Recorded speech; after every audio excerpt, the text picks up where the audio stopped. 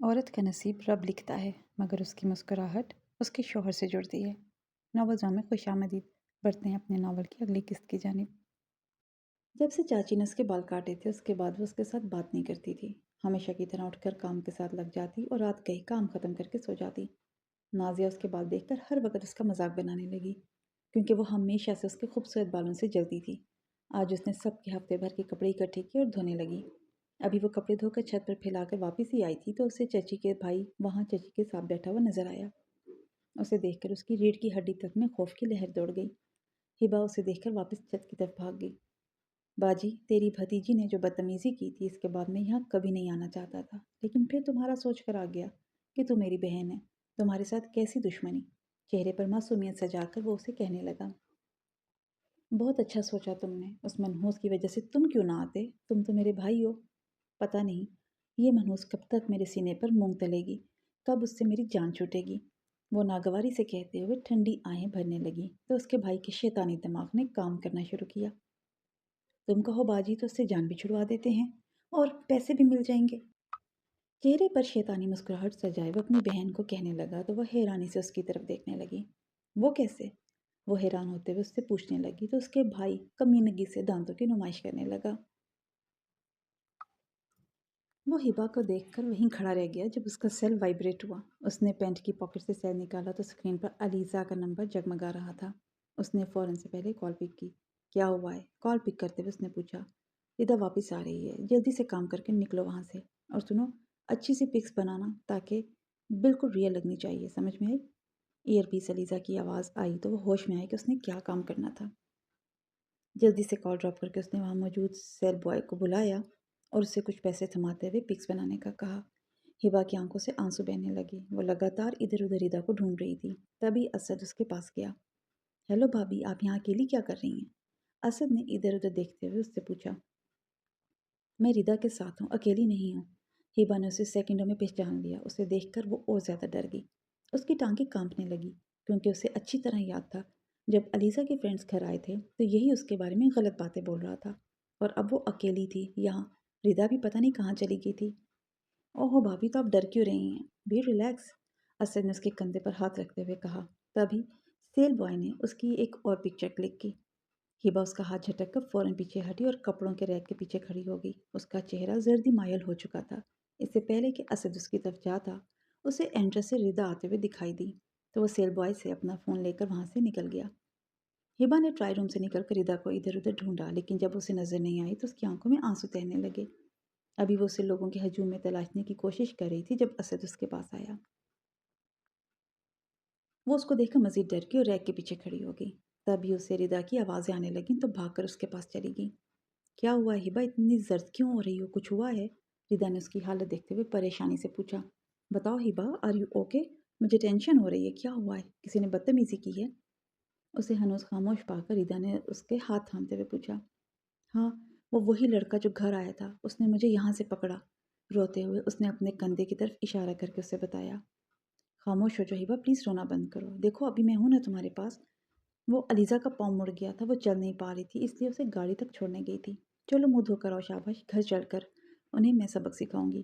ردا اسے لے کر فیمیل باتھ روم کی طرف بڑھ گئی تو تھوڑی دیر میں وہ منہ دھو کر فریش سی باہر آئی۔ رونے کی وجہ سے اس کی آنکھیں سرخ ہو چکی تھیں۔ گھر چلیں ردا؟ باہر آ کر اس نے ردا سے گھر چلنے کو کہا۔ پاگل ہو لڑکی، بھائی کے ساتھ ڈیٹ پر جانا ہے تم نے، اور ہم نے بھائی کو سرپرائز دینا ہے۔ خبردار اگر گھر جانے کی بات کی، ورنہ میں ناراض ہو جاؤں گی تم سے۔ ابھی ہم نے ایک خوبصورت سی ڈریس لینی ہے تمہارے لیے، اس کے بعد سینڈلز لینی ہے، اس کے بعد ریسٹورنٹ چلنا ہے، پھر پارلر چل کر تمہیں ڈنر کے لیے ریڈی کروانا ہے، اس کے بعد گھر چلیں گے، سمجھ آئی؟ ہبا نے کچھ کہنے کے لیے منہ کھولا ہی تھا کہ ردا پھر سے شروع ہو گئی۔ اس سے پہلے میں تمہارے منہ سے بچوں کی طرح گھر گھر نہ سنوں، بس۔ کہتے ہوئے وہ آگے چلنے لگی تو ہبا کو بھی اس کے ساتھ چلنا پڑا۔ اس نے ٹرائی روم سے واپس کپڑے چینج کر لیے۔ ردا نے کاؤنٹر پر بل پے کیا اور اسے لے کر شوز کی شاپ میں گھس گئی۔ ہبا ڈیئر، یہ ٹرائی کرو۔ ردا نے اس کے لیے ہائی ہیلز والی سینڈلز پسند کی اور اسے ٹرائی کرنے کا کہا۔ نہیں ردا، میں یہ نہیں پہن سکتی، اس کی ہیلز کتنی اونچی ہیں۔ اس نے ہائی ہیلز دیکھ کر فوراً اسے منع کیا۔ تو کیا میں خود پہناؤں؟ نخرے نہ کرو، جلدی ٹرائی کرو، اسے منہ بسورتے دیکھ کر ردا نے روب سے کہا۔ میں گر جاؤں گی ردا، یہ پہن کر کیسے چلوں گی؟ سینڈلز ہاتھ میں پکڑ کر دیکھتے ہوئے وہ منمنائی۔ ڈونٹ وری ہبا جانو، بھائی ہوں گے نا ساتھ، وہ نہیں گرنے دیں گے، اس نے بائیں آنکھ دباتے ہوئے کہا تو ہبا سٹپٹا کر ادھر ادھر دیکھنے لگی، پھر خاموشی کے ساتھ سینڈلز پہن کر چیک کرنے لگی۔ واہ ہبا، یہ سینڈلز تو تمہارے پاؤں پر بہت پیاری لگ رہی ہیں۔ اس کے سفید پیروں میں وہ سینڈلز بہت جچ رہی تھی۔ لیکن یہ میں کیسے پہنوں گی؟ ہبا نے واپس اتارتے ہوئے اس سے پوچھا۔ پہن لوگی، خود ہی عادت ہو جائے گی، آہستہ آہستہ، پھر نہیں اوپر لگے گا۔ ریدا نے وہی سینڈلز پیک کروائی اور بل پے کرنے لگی۔ ہبا تھوڑی دیر پہلے والی سچویشن کو بھول چکی تھی۔ ریدا نے اسے دوسری باتوں میں لگا کر اسے بہلا لیا تھا۔ اب ان کا رخ ریسٹورنٹ کی طرف تھا جہاں سے وہ لنچ کرنے کا ارادہ رکھتی تھی۔ ہبا چاچی کے حکم پر چائے کے کپ ٹرے میں رکھے ان کے کمرے میں جا رہی تھی جہاں آج پھر ان کا بھائی آیا ہوا تھا۔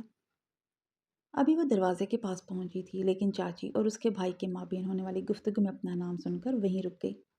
باجی، میں نے ہبا کا بندوبست کر لیا ہے، بس اب تجھ سے پوچھنے آیا ہوں۔ اگلی بار ملک صاحب کو ساتھ لے کر آؤں گا، اس کی شکل دیکھ کر دام بھی اچھے ملیں گے، وہ دونوں ہم آدھا آدھا کر لیں گے، رازدارانہ انداز میں وہ اپنی بہن کو بتا رہا تھا۔ لیکن وہ اس منحوس کا کرے گا کیا؟ وہ تو خوش تھی جیسے تیسے اس کی ہبا سے جان چھوٹ رہی تھی۔ اس یتیم بے سہارا کے ساتھ یہ سلوک کرتے ہوئے بھی ان کے دل نہیں کانپ رہے تھے۔ وہ بڑے لوگ ہیں باجی، استعمال کر کے جب جی بھر جائے گا تو کہیں آگے بیچ دیں گے، ہمیں اس سے کیا؟ ہمیں بس اپنے پیسوں سے غرض ہے، تو پھر کیا کہتی ہو، لے آؤ ملک کو۔ اس کی باتیں سن کر ہبا کے ہاتھ میں ٹرے کپ کپ آئی، وہ روتے ہوئے واپس کچن کی طرف چلی گئی۔ اسے اپنی ٹانگوں پر کھڑا رہنا مشکل لگ رہا تھا۔ ہاں ہاں لے آؤ، بس میری جان چھڑوا دو اس منحوس ماری سے، لاپرواہ سے انداز میں کہتی وہ ٹانگیں اوپر کر کے بیٹھنے لگی۔ تو بہنوئی جی کو کیا کہو گی کہ اس کی بھتیجی کدھر گئی ہے؟ اس نے دوسرا پہلو بھی کھول کر اس کے سامنے رکھا۔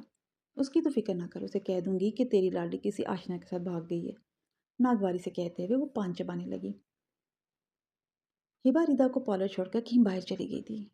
دن کے بعد وہ ریدا کو ہاتھ بھی نہیں چھوڑنے دے رہی تھی، لیکن اب ریدا نے اسے کہا کہ وہ کیا کرے گی یہاں اتنی دیر، اس لیے جب تک وہ ریڈی ہوتی وہ اپنے کسی فرینڈ کے ساتھ باہر نکل گئی۔ ہبا پہلی بار پارلر آئی تھی۔ وہ لڑکی ہنس ہنس کر اس سے باتیں کر رہی تھی جبکہ ہبا بہت نروس ہو رہی تھی۔ وہ چپ کر کے آنکھیں بند کر کے بیٹھی تھی۔ جب اس کے بالوں کو چھونے لگی تو ہبا نے جھٹ سے آنکھیں کھول دیں۔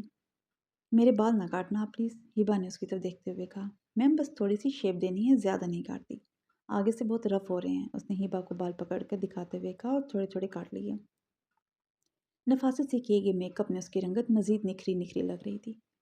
You are looking so beautiful, make up کو آخری ٹچ دیتے ہوئے اس نے کہا تو ہبا کو کچھ سمجھ نہ آیا، وہ بس آگے سے مسکرا دی۔ وہ لڑکی میک اپ کر کے پیچھے ہوئی تو ہبا نے اپنے آپ کو سامنے میرر میں دیکھا تو اپنا آپ پہچاننا مشکل لگ رہا تھا۔ اللہ جی، میں اتنی پیاری کیسے ہو گئی؟ میرر میں خود کو دیکھتے ہوئے بے اختیار اس کے منہ سے نکلا۔ ریدا نے پارلر سے نکل کر تاشفین کو کال کی۔ ہیلو بھائی، کہاں ہیں آپ؟ کس وقت تک آئیں گے گھر؟ ریدا نے گھڑی پر ٹائم دیکھتے ہوئے پوچھا جہاں گھڑی 7 بجا رہی تھی۔ بس نکل گیا ہوں، راستے میں ہوں، کیوں خیریت؟ ایئر پیس سے تاشفین کی مصروف سی آواز ابھری۔ بھائی ایکچولی میں پارلر آئی تھی، آپ کے راستے میں ہی ہے، مجھے پک کر لیں؟ اس نے تاشفین کو پارلر سے پک کرنے کا کہا۔ اس نے یہ نہیں بتایا کہ وہاں ہبا بھی ہے۔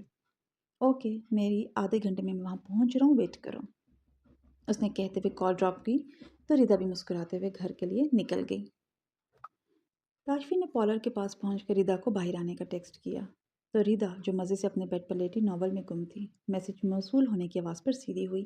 اس نے پارلر میں اپنی فرینڈ کو کال کی اور اسے ہبا کو گیٹ تک چھوڑ کر آنے کا کہا کیونکہ اسے معلوم تھا ہبا کو ان سب چیزوں کا کچھ نہیں پتہ، نہ ہی اسے راستہ معلوم ہے اندر باہر آنے جانے کا۔ پھر اس نے تاشفین کو ٹیکسٹ کیا کہ وہ گیٹ کے پاس سامنے رہے، وہ آ رہی ہے۔ حد ہے یار، اس لڑکی کے نخرے ہی نہیں ختم ہوتے۔ ہبا گھر ویٹ کر رہی ہوگی۔ جھنجھلا کر بڑبڑاتے ہوئے وہ گاڑی سے اترا اور اندر کی طرف قدم بڑھائے۔ ہبا اس لڑکی کے ساتھ باہر آئی تو اسے ریدا پھر سے کہیں نظر نہیں آئی۔ ابھی تو پھر رات تھی، اس نے اس لڑکی کا ہاتھ پکڑ لیا، ایک تو ہیلز پہن کر اس سے چلنا مشکل لگ رہا تھا۔ ابھی وہ ریدا کو ادھر ادھر دیکھنے میں مصروف تھی جب گیٹ سے آنے والے انسان کو دیکھ کر لگا جیسے وہ تاشفین ہے۔ تھوڑا غور کرنے پر اس نے دیکھا وہ واقعی تاشفین ہے، تو اس لڑکی کا ہاتھ چھوڑ کر تیزی سے اس کی طرف بڑھی۔ تاشفین جی، آنکھوں پہ سن گلاسز لگائے وہ آگے بڑھ رہا تھا جب اسے ہبا کی آواز سنائی دی۔ وہ ٹھٹک کر رکا، ہبا کو اپنے سامنے سجے سورے روپ میں دیکھ کر وہ حیران رہ گیا۔ وہ غور سے ہبا کو سر سے پاؤں تک دیکھنے لگا۔ بلیک خوبصورت نیٹ کی شارٹ فراک کے ساتھ گولڈن ٹراؤزر، پاؤں میں ہائی ہیلز پہنے، نفاست سے کیے گئے میک اپ میں اب وہ تاشفین کے دل پر بجلیاں کرا رہی تھی۔ ریدا اسے ٹیکسٹ کر کے اٹھی اور روم سے باہر آ گئی۔ وہ کچن میں گئی تو بی اماں کھانا بنا رہی تھی۔ اماں جان کیا بنا رہی ہیں؟ ریدا نے ان کی بازو باندھتے ہوئے پوچھا۔ چکن پلاؤ بنا رہی ہوں، اپنی بیٹی کی فیوریٹ ڈش، बी अम्मा ने मुस्कुराकर उसका माथा चूमते हुए कहा। रिदा को बी अम्मा ने ही पालकर बड़ा किया था। वो उनके साथ बहुत अटैच थी। बचपन से वो उन्हें अम्मा जान कहकर पुकारती थी। स्कूल से आकर सबसे पहले वो उन्हें ढूंढती, टेस्ट में अच्छे मार्क्स आए तो खुशी खुशी आकर सबसे पहले उन्हें ही बताती थी। बताएं फिर, आज मैंने आपके साथ खाना खाना है। भाई और हिबा बाहर से खाना खा के आएंगे, रिदा ने उनकी गाल चूमते हुए कहा। ठीक है, पर हिबा तो तुम्हारे साथ गई थी ना बाहर, आंच कम करते हुए उससे पूछने लगी। हाँ, मैं भाई के पास छोड़ आई हूँ। आपको किसी हेल्प की ज़रूरत तो नहीं है? शेल्फ पर नज़र दौड़ाते हुए पूछने लगी।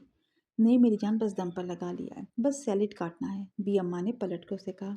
मैं काट देती हूँ अम्मा जान, खुद ही आप सब कामों के साथ लगी रहती हैं। अब आप जाएं, रेस्ट करें, खाने के वक्त मैं उठा दूंगी आपको, रिदा ने उनके हाथ से खीरे और प्लेट लेते हुए कहा। मैं आराम कर रही थी मेरी जान, अभी ही उठकर किचन में आई हूँ। फिर इधर मेरे पास बैठें और मेरे साथ बातें करें। जब से हिबा आई है मैं आपको बिल्कुल टाइम नहीं दे पा रही। वो सलाद काटते हुए उनसे बातें करने लगी। अल्लाह खुश रखे उसे, आमीन। बी अम्मा ने मुस्कुराते हुए उसे दुआ दी। आमीन। अम्मा जान, सलाद मैंने काट लिया है, फिर मैं अलीज़ा को देख कर आती, उसे पाँव में मोच आई थी, रिदा कहते हुए किचन से निकली। पीछे अम्मा सोचने लगी कि उसे मोच कब आई। जिस वक्त वो घर आई थी तब तो वो काफ़ी खुश लग रही थी।